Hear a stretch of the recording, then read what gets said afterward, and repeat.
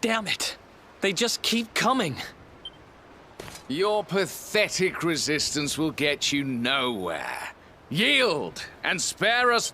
Yield? I don't think so, honey.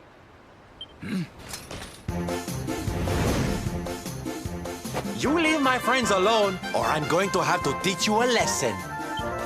Yeah, honey. Who are these imbeciles? Imbeciles, you say? Sir, this is none other than the great Sylvando.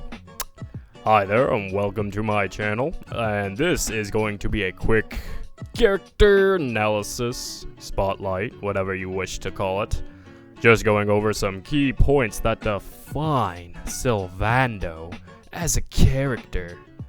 Now, to begin this off, I'm going to emphasize some unique story points throughout the game that really emphasize Sylvando's greatness. I'll be in the cheap seats. Don't forget to give me a wave. Now, I noticed that there are a lack of Sylvando type videos, and they're in very few supply. Not to mention they get very little views, but I'm so passionate that I don't really care. I'm going to talk about this slick back black hair jester, and I'm ignoring the fact that this is probably not going to get much views. Regardless, I press on. Now to start off, we first see Sylvando appear as a circus act main attraction. Right from the start, the man's eccentric costume design and tall stature sends a message that subtly says, "Look at me and be amazed." Sylvando, without saying a word, shows the audience that he's really the main course in this deep dish pizza. Not the breadsticks, and certainly not the 2-liter soda the asshole delivery driver forgot to bring. Because Sylvando definitely brings the it factor. From the start, his mannerisms and actions are so stunning, they influence characters throughout the story by them subtly picking up his speech patterns and body language. What really seals the deal is his accent. With it, he is able to display a wide range of emotions, ranging from sassy. Can it be? Can it truly, truly be? Truly, truly, truly? It is. I think it really is. To downright tear-jerking. Let me show you a clip from earlier on in the Gallipolis arc. Watch and see how Sylvando intervenes in the situation. Friends! We have no need to be afraid. Prince Faris will protect us. Yes, yes! We have nothing to fear with the prince on our side!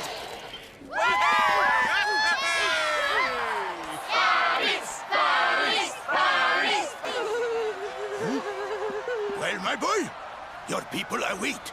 Let them see firsthand the fearless desert knight you have become.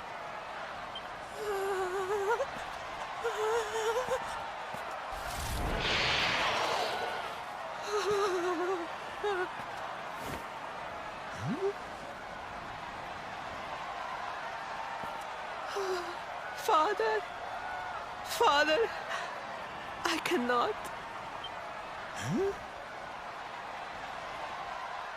Repeat after me now.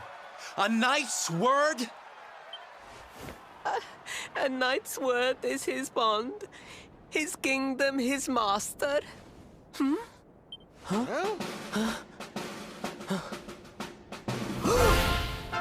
Well, don't stop. He serves the weak untiringly, challenges the strong unflinchingly, and never retreats in the face of adversity. That's more like it. Now, my little Princey Pooh, do you want to be remembered as a miserable coward or a hero who died fighting to the end?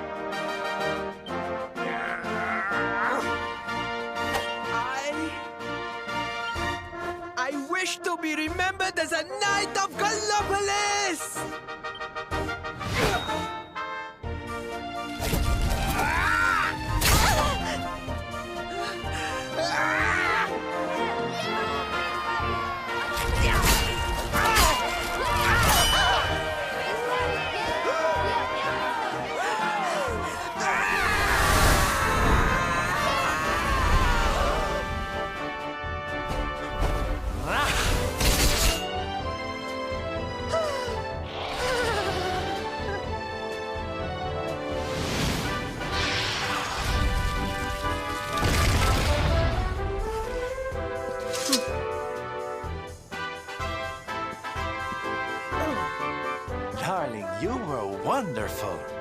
Amazing what you can do when you put your mind to it, huh?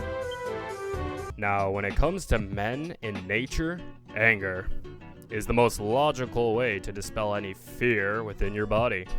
In fact, if you have trouble standing up for yourself, it's more likely that you're consumed with fear of social pressure, what people think, or the fear that somebody might physically hurt you.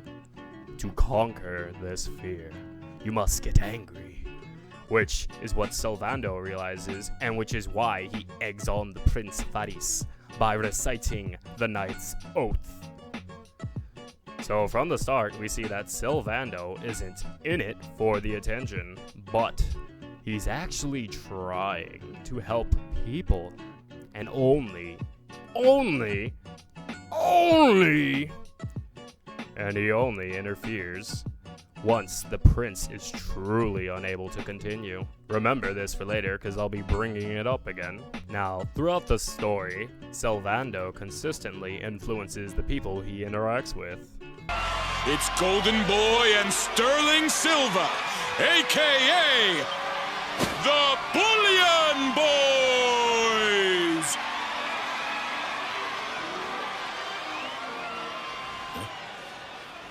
Yoo-hoo! Look out below!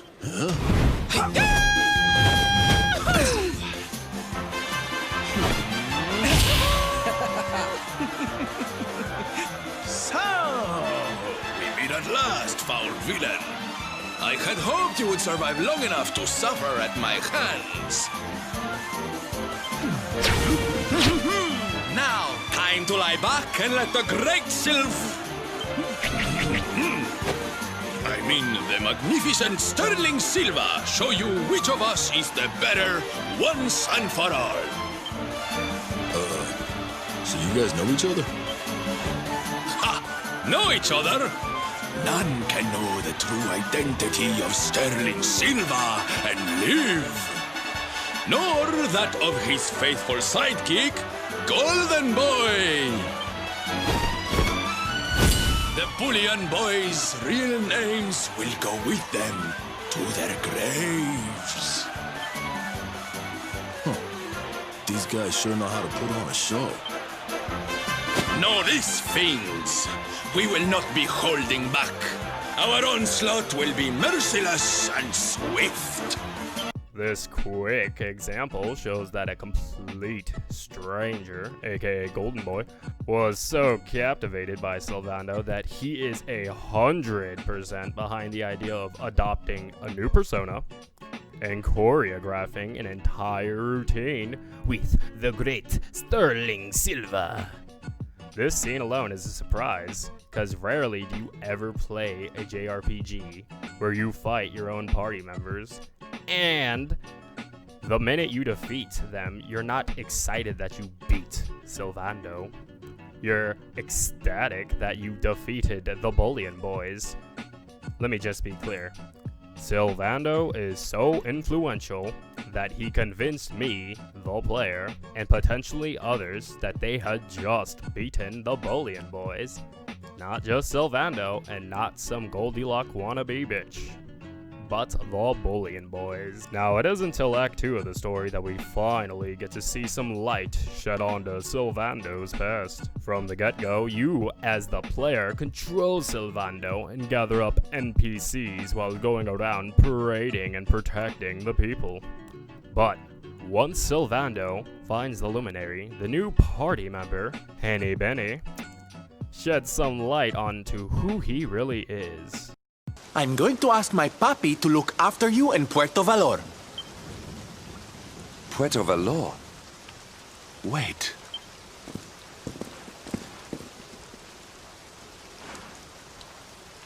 Surely not. Surely you cannot be Don Rodrigo's... So you finally figured it out, huh? Same old stone-headed Hendrik. Such a sweet, simple boy.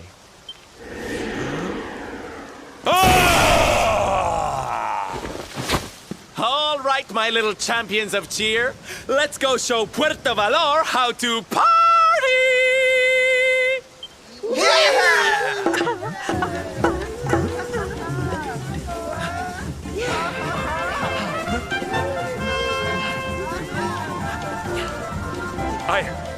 cannot fathom it. The boy is unrecognizable, and he has abandoned the name his father gave him.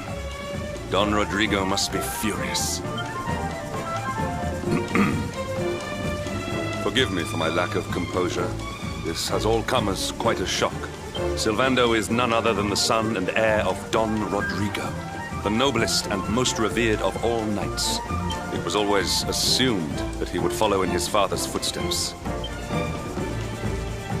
But the two had a terrible argument, and the boy left Puerto Valor never to return.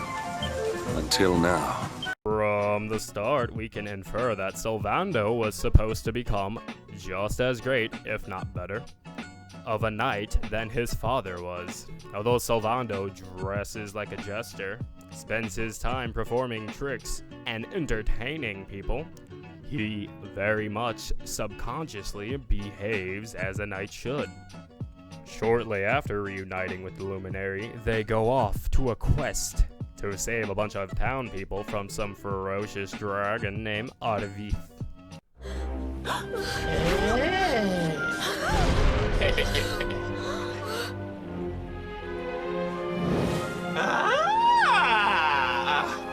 Now this is a surprise!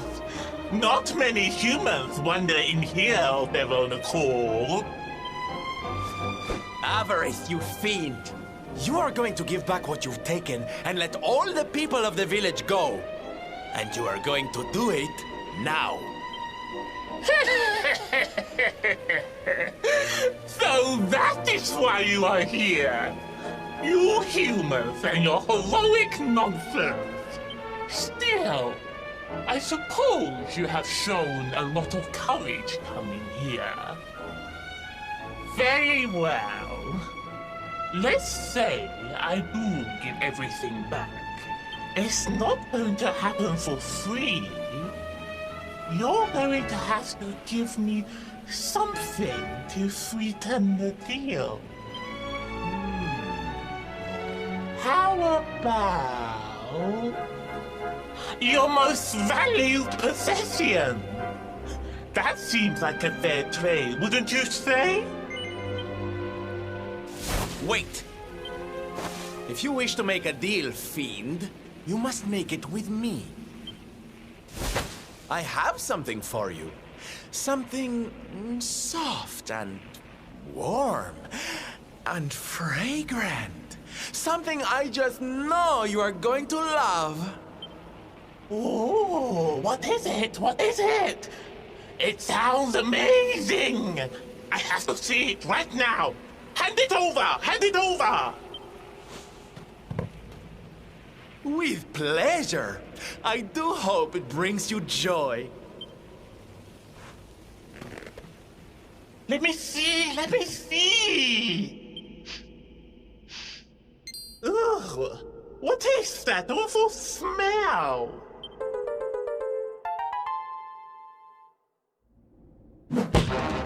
You! Do you think this is some kind of joke? Oh, don't you like it, honey? I chose it especially for you.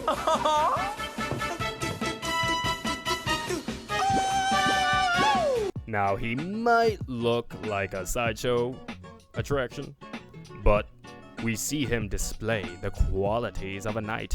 He's brave, he fights for the people, and in the end, asked for nothing in return.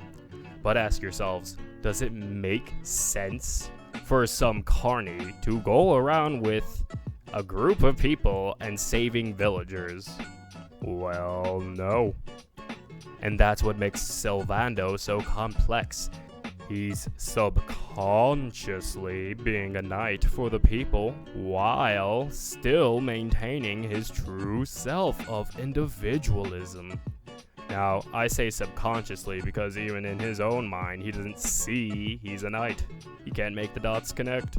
But that's because he's not adhering to the traditional roles of a knight that he grew up knowing. He's not in armor.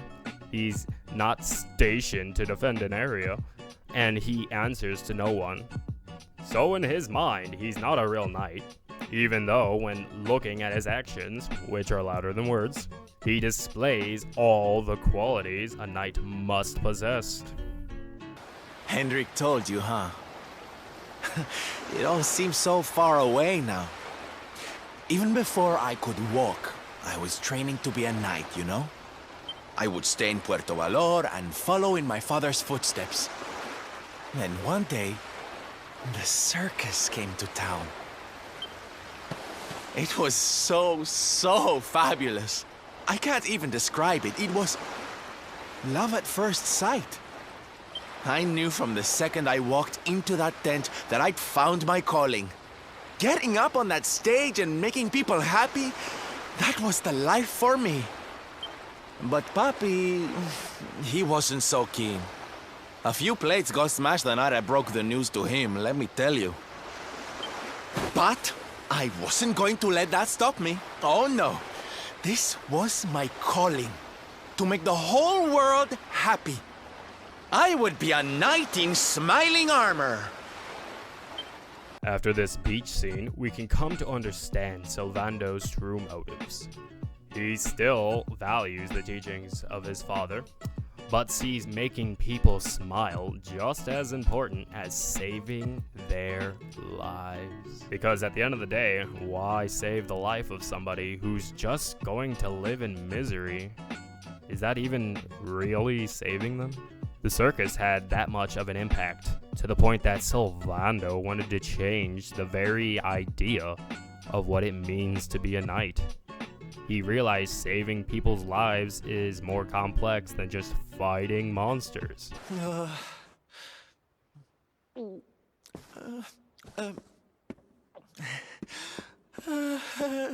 Hi, Papi. Caramba! Norberto, you dare to show your face in my presence. And you have come to tell me something, see? I'm sorry, Papi. Sorry. So sorry. Sorry? What are you apologizing for? Foolish boy. Huh?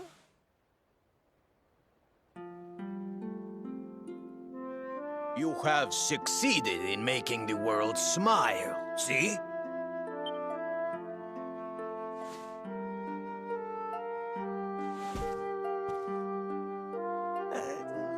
Not yet, Papi. Then why are you here, hmm? Why did you come back if you have not yet done as you promised?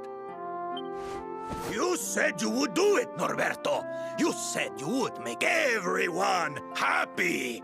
I did not raise you to be a failure. How dare you come to me and...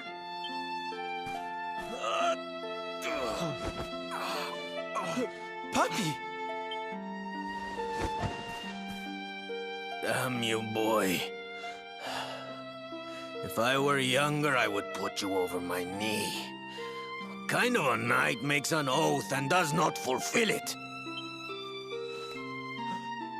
Wait. Papi, did you say...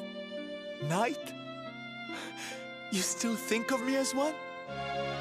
You have no idea how... Oh, thank you, Papi. Thank you. I guess it wasn't very knightly of me to come back before I'd fulfilled my promise, huh? But I had a good reason. The Lord of Shadows. See? See? How can I make people happy if he is there making their lives miserable? It is impossible. Which is why I'm going to beat him. Only then can I fulfill my vow and make all the people of the world smile again. Careful, boy! Do not promise to defeat Mordegon if you do not truly intend to do so. I will not have you break another oath. Of course, Papi. A knight's word is his bond. You taught me that. Our expectations of this man change mid-scene. he's framed as a controlling knight whose overbearing ideas forced his own son to abandon home. But through their talk, we see that Don Rodrigo was only trying to do what was right in his eyes for his son. You see, no parent is perfect, but we see that these two have love in their hearts, which is very much real and strong, much like their knightly bonds they made. Sylvando's story isn't just about acceptance, but it's also a case where doing something different from the norm turned out to be beneficial in the long run. Unlike Prince Faris, Sylvando refuses to live up to the expectations set before him.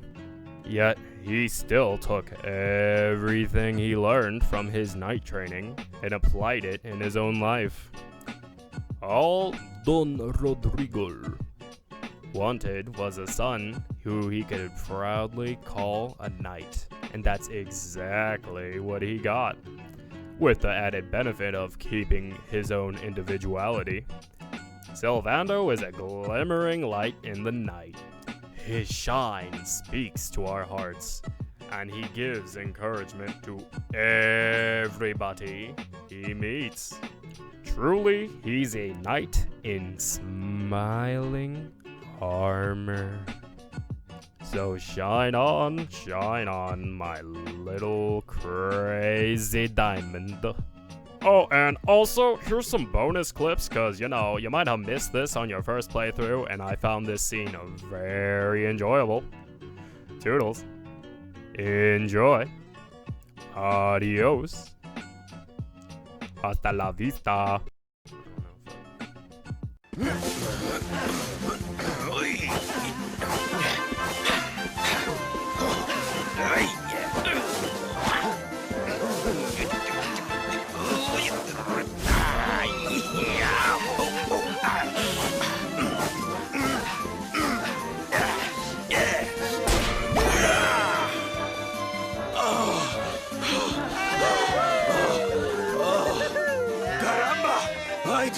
I did not realize the dancing required so much stamina.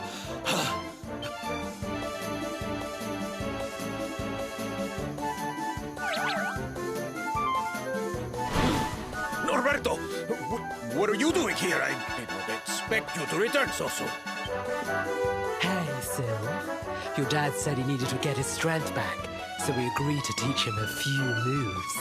He's natural, don't you know?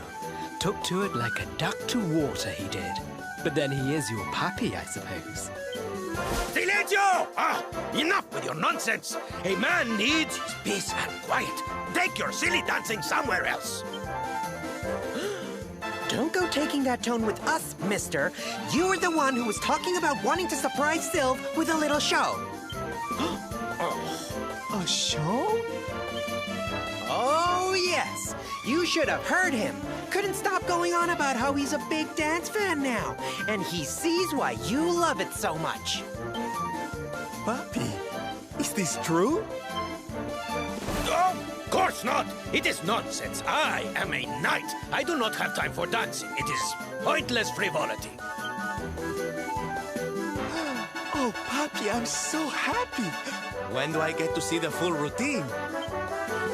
The full... Well, now... Come on, Papi. A knight's word is his bond, remember?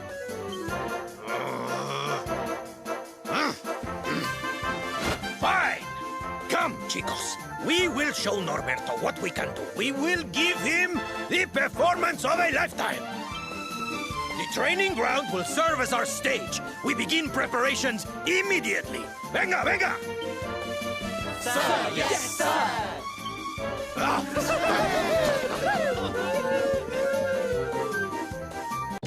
They'll shoot you for your socks, and they'll stick you for your shoes.